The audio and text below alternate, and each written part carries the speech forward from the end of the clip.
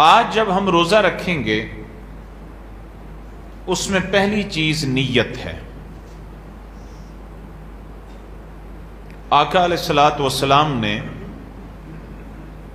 مدینہ کی طرف ہجرت کرنے والے غلاموں کو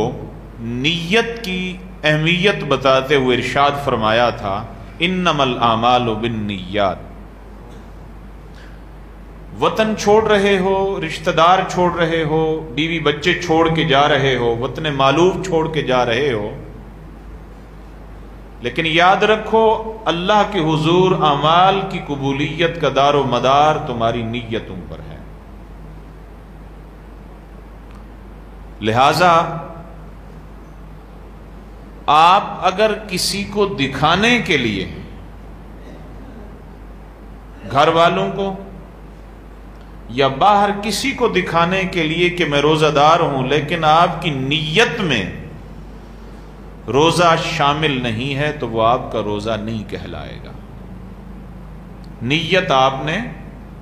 رات کو ہی کرنی ہے۔ اگر رات کو آپ نیت نہیں کر سکے تو صبح 11:15 بجے تک اللہ اور اس کے رسول نے آپ کو اختیار دیا ہے کہ آپ فیصلہ کر لیں کہ میں نے رات جو سحری کی تھی اس روزے کی نیت، اگر رات کو نہیں کر سکا، تکلیف تھی، بیماری تھی، کوئی شرعی عذر تھا، سفر پہ جانا تھا، اس وقت نہیں کر سکا، سحری کی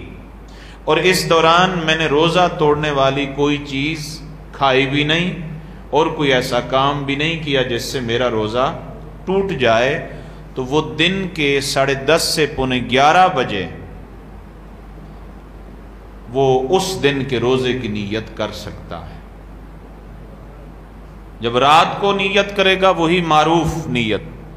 وَبِصَوْمِ غَدٍ نَوَيْتُ مِنْ شَهْرِ رمضان، میں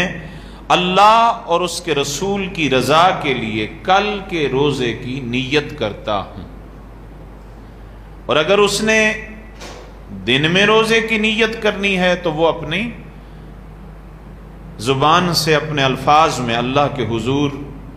یہ عرض کرے گا کہ میں آج کے روزے کی نیت کرتا ہوں۔ نیت اصل میں دل کے ارادے کا نام ہے، زبان سے نہ بھی کہا جائے تو جو آپ کا دل نیت کر چکا ہے وہی نیت آپ کی معتبر ہوگی۔ گزشتہ جمعۃ المبارک